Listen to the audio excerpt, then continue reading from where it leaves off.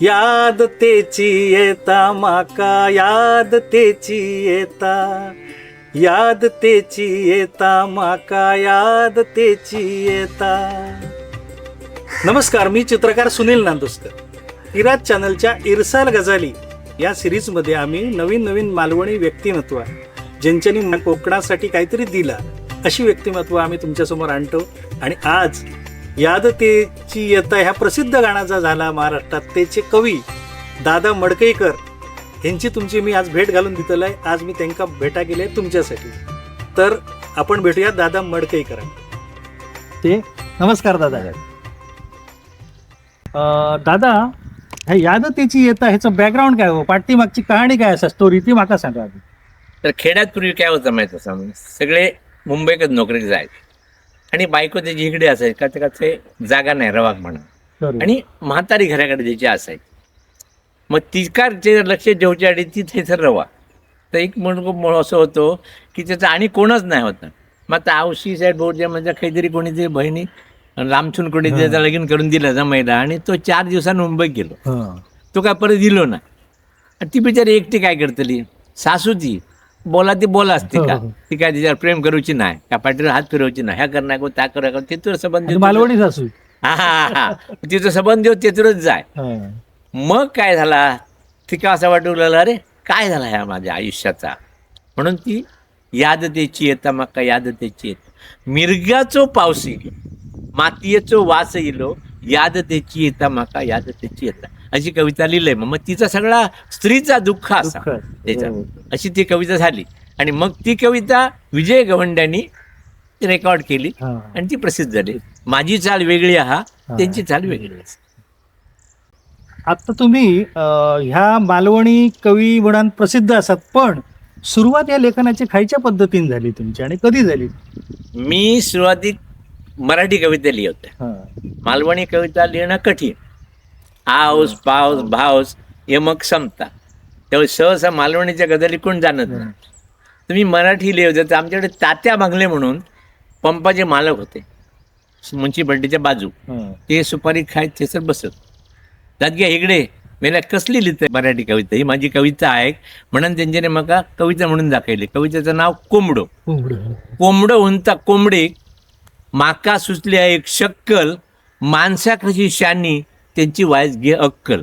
अगो तुका पोरा झाली खंडीभर, त्यांच्यापासून फिरत असते दिसभर, आता याग नाही तर 2 पुरे बाकीच्याचा आमलेट कर. असं सांगलं. म्हटलं ह्या कवितेत काहीतरी असं म्हटलं. मी प्रयत्न केला, बरं वर्षभर माका जमाग नाही. वर्षभरानंतर काहीतरी कविता माका जमली.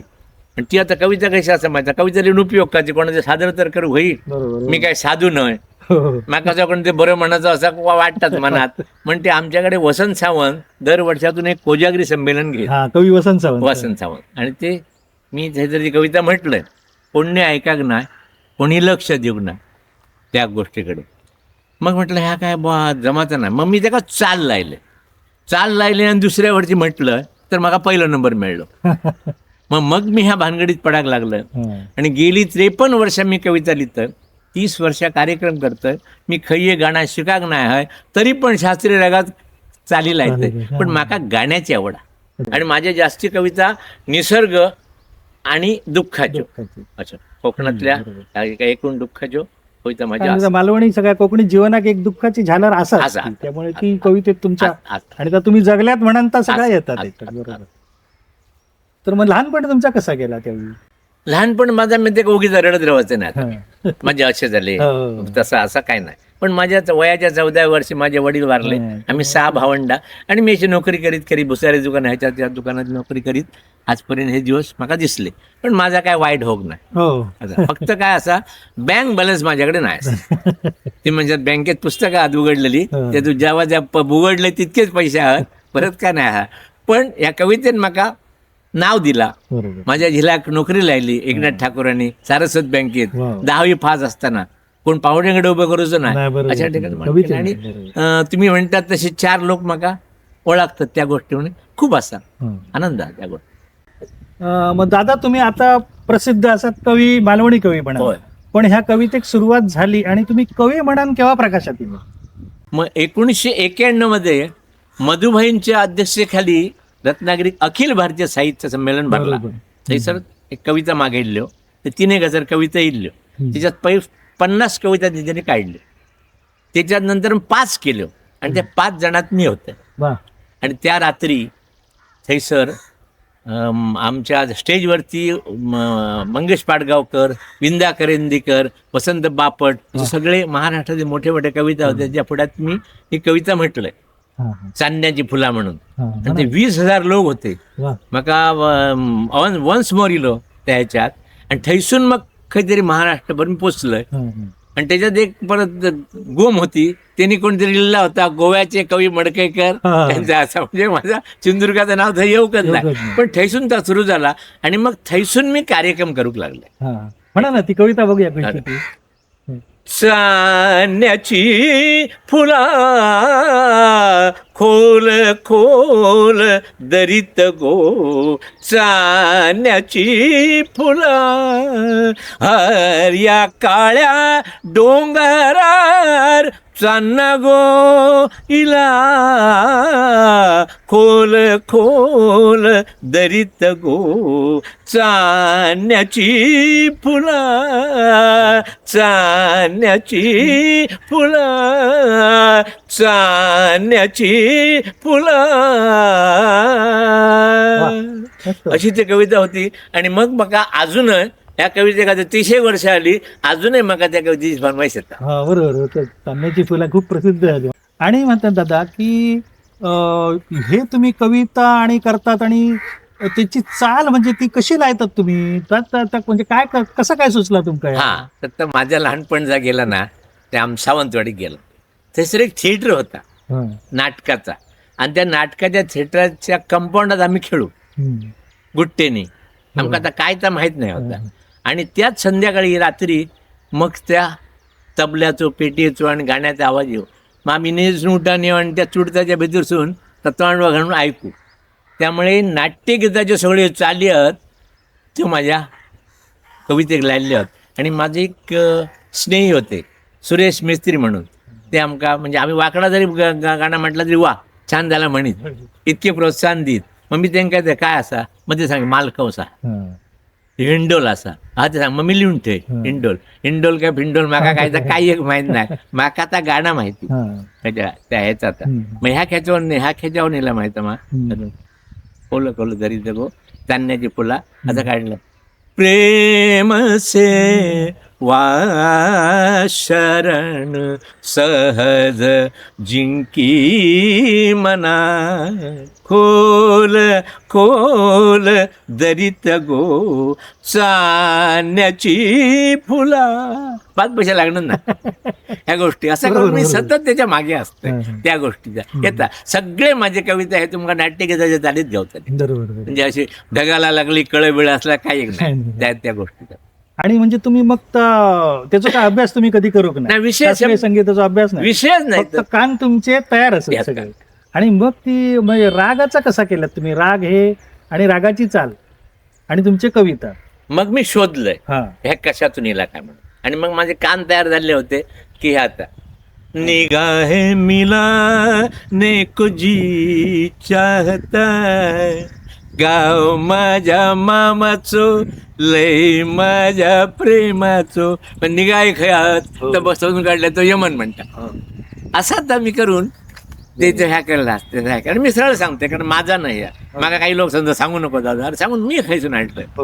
कोणीतरी माका ऐकायला म्हणणं माका ऐकू गेला ना. आणि तुमका जर उद्या म्हणूचं असा तर तुम्ही म्हणू शकता. आणि काय माहिती हे का दुसरी तिसरी नावा न ठेवता हे संस्कार असत. हो, आजूबाजूच्या परिस्थितीने आणि आजूबाजूच्या समाजाने आमका काहीतरी दिलं तर बरोबर आपल्यातून बाहेर पडतं असं म्हणावं. नाही पण आमका जे बाई होते ना तांबेबाई, ते आमका शिकत वर्गात मुलं 11 ते कविता पाणी सकाळी कोणी शिरा मारून शाळा काढली सकाळी, थंड पाणी येऊन लावचा.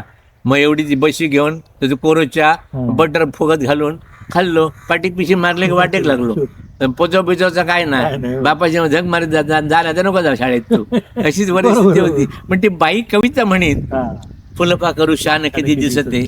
मग त्या माझ्या सगळ्या डोक्यात होता. आणि ती चाली सगळे एकच होते सगळ्यात, शान किती दिसते फुलपा करू. तर मी काय शोधून काढलं, मला लटवल छे सुलझा जा रे बालम, सुलझा जा रे बालम, छान किती दिसते फुलपाखरू, छान किती दिसते या वेलीवर फुलांबरोबर, गोड किती हसते फुलपाखरू, छान किती छान किती छान किती दिसते.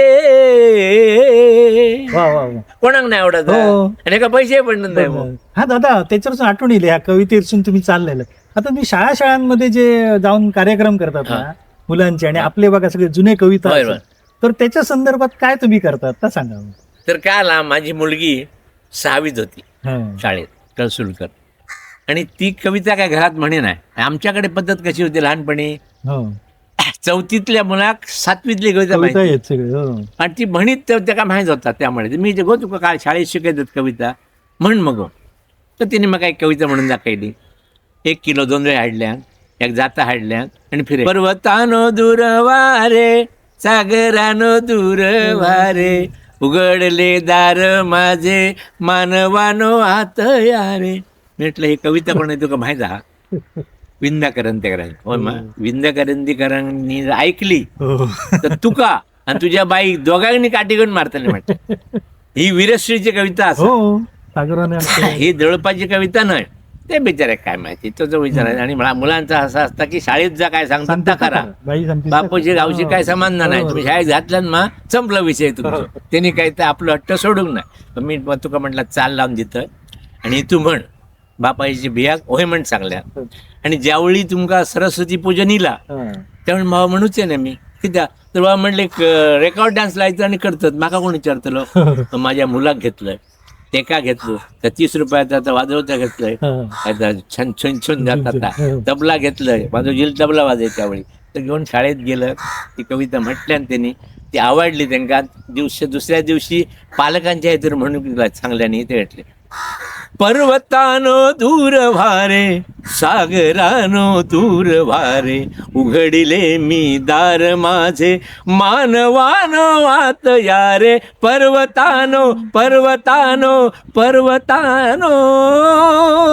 वा, वा.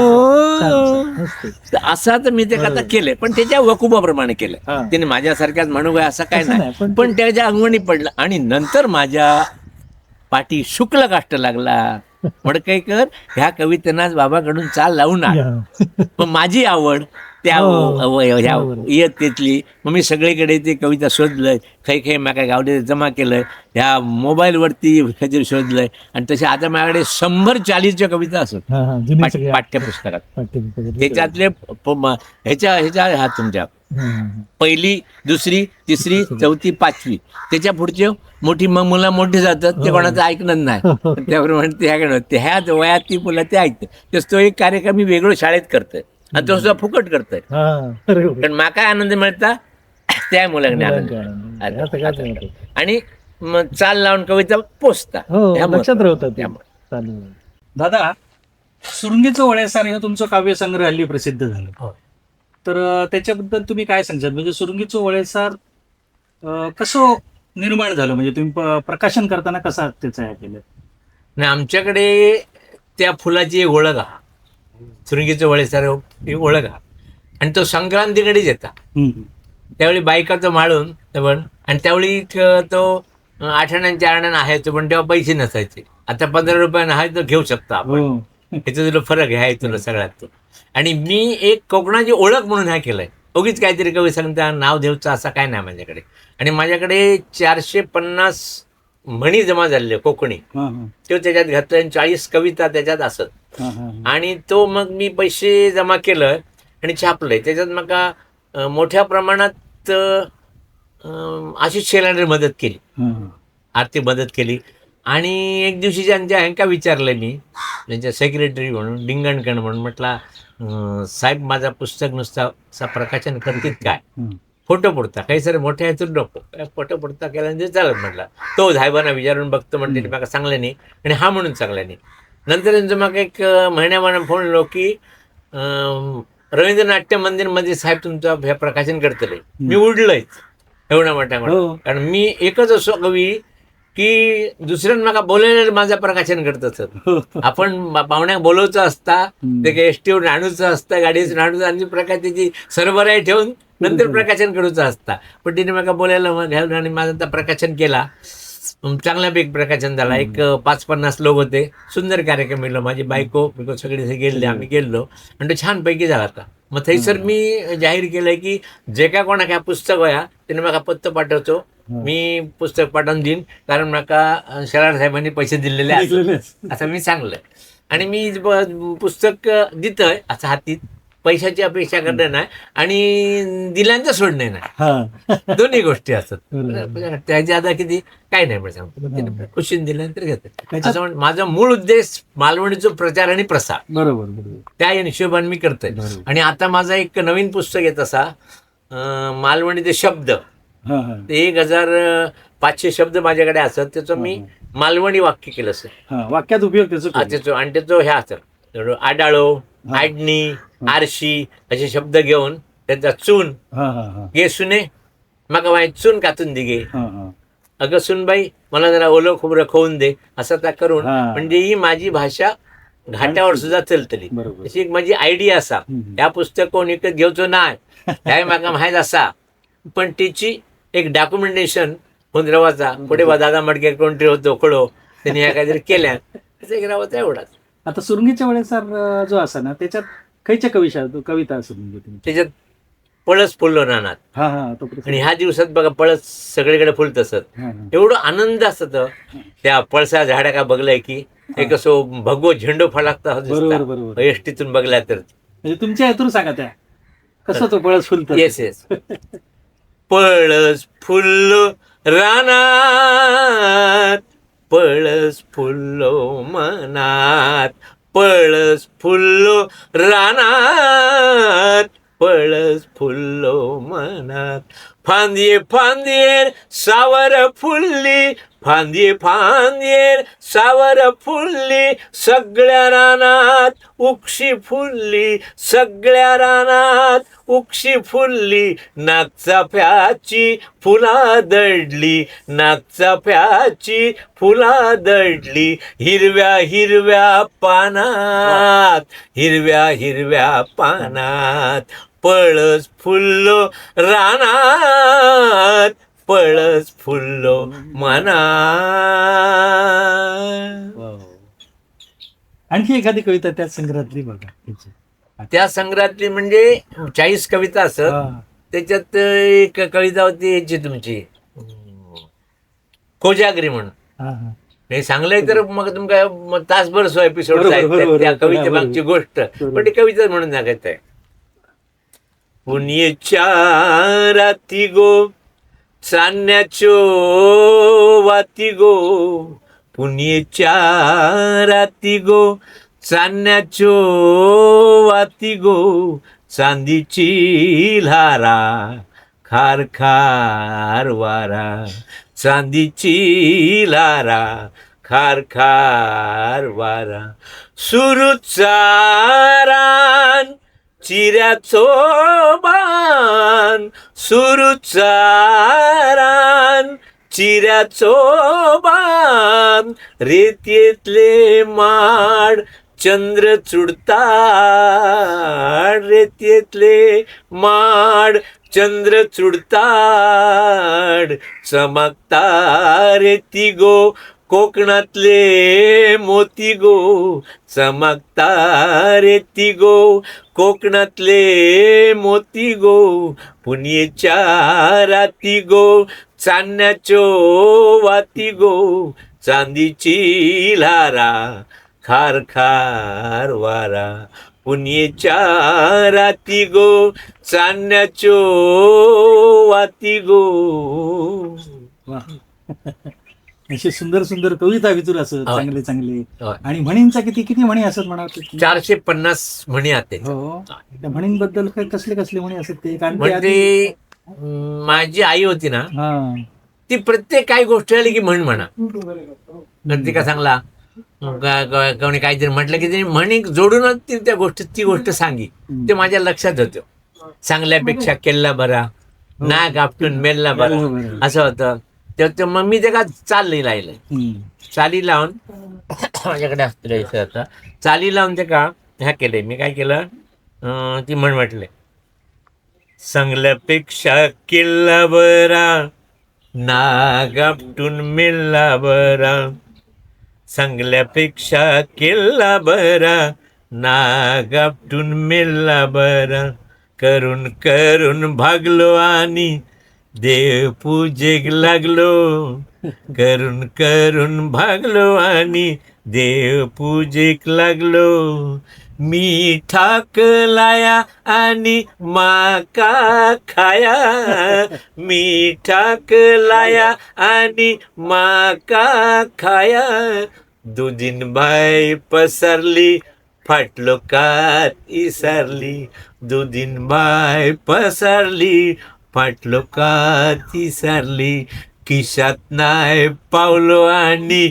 लगीन करू धावलो, खिशात नाय पावलो आणि लगीन करून लावलो, दिवचा तर देवान नाही तर आवशीच्या घोवान, दिवचा तर देवान नाही तर आवशीच्या घोवान, आवशीच्या घोवान.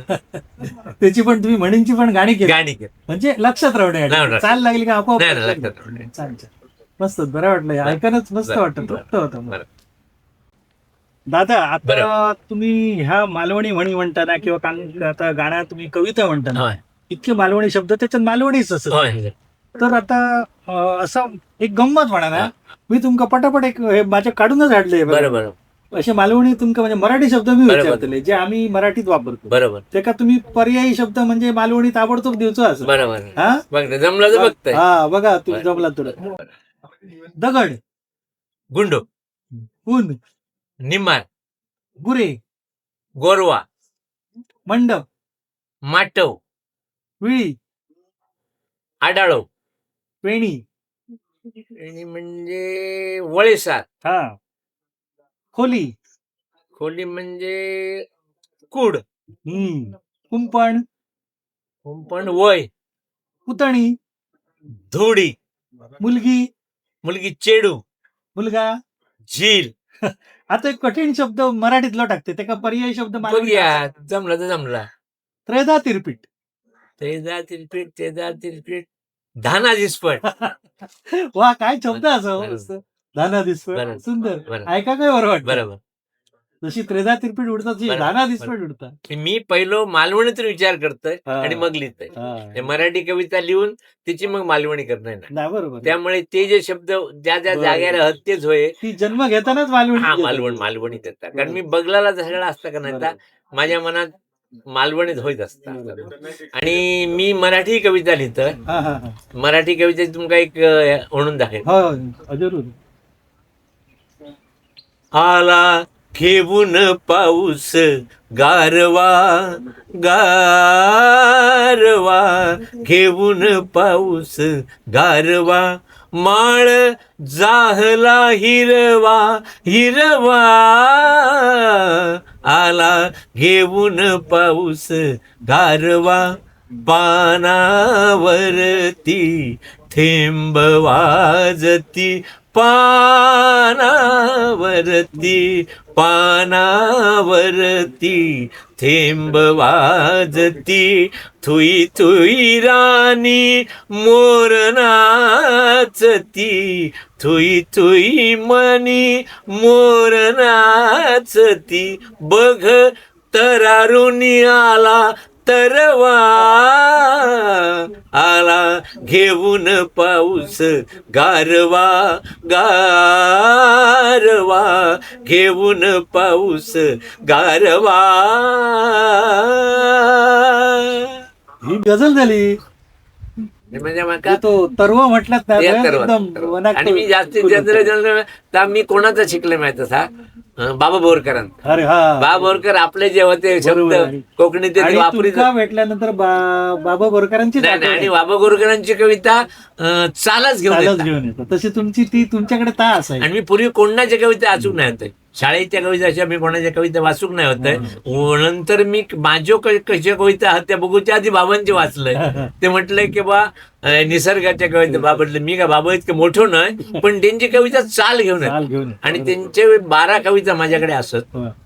ह्या केलेल्या. माझ्यासाठी माझ्या पुरत्या त्यांची एक कविता होती ह्याच्यावरती जलद भरून आले हा. त्याच्यावर गडद निळे, गडद गडद निळे. येतात जलद भरून ये. शीतल ची पुरुष दैवाचे यात एक बेस्ट हा. दिव्य स्वातंत्र्य रवी शीतल तनु चपल चरण अनिल गण निघाले गडद निळे जलद भरून आले गडद निळे जलद भरून आले. ते माझ्या पुरत्यो मी त्यो ठेवून दिले हात स्वांत सुखाय या, स्वांत. आपल्या आवडीसाठी Yes, काम yes, करू. yes. खूप वेळांची कविता आहे. निळ्या खाडीच्या काठाला माझा हिरवाचं गाव. निळ्या खाडीच्या काठाला माझा हिरवाचं गाव. जगात मी मिरवितो त्याचे लावून या नाव. निळ्या खाडीच्या काठाला त्याच्याबद्दल सृष्टीला 5वा महिना समुद्र बिलोरी ऐना.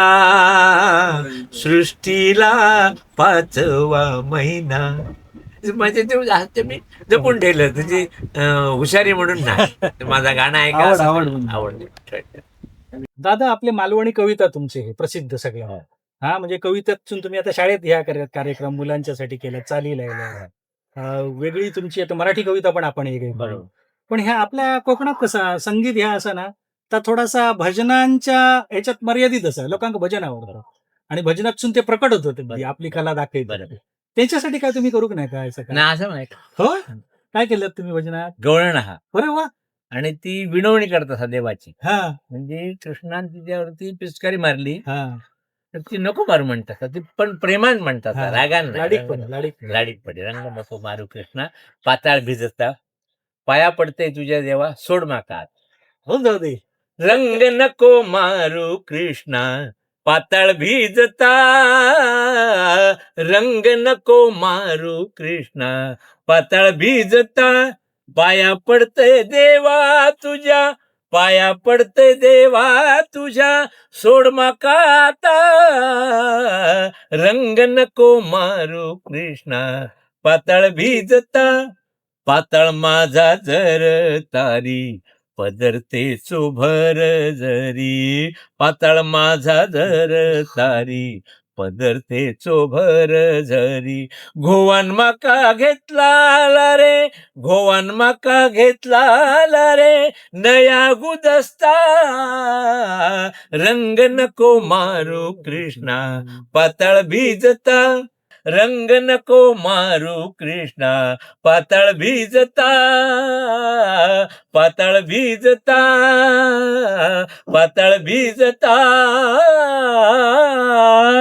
वा वा वा वा मस्त छान. आता तुमच्या भजन झाली गवळण झाली. होय. जा प्रसिद्ध गाणं असा ना याद त्याची येता याद त्याची येता मका जा प्रसिद्ध असं तर आता सगळं महाराष्ट्र ऐकतो. पण त्या गाणं आमका आता तुमच्या आवाजात जरा ऐकायचं सुद्धा नाही. ते त्या सोहनीमध्ये होता. हो प्रेम जोगन बन जा. प्रेम जोगन बन जाय.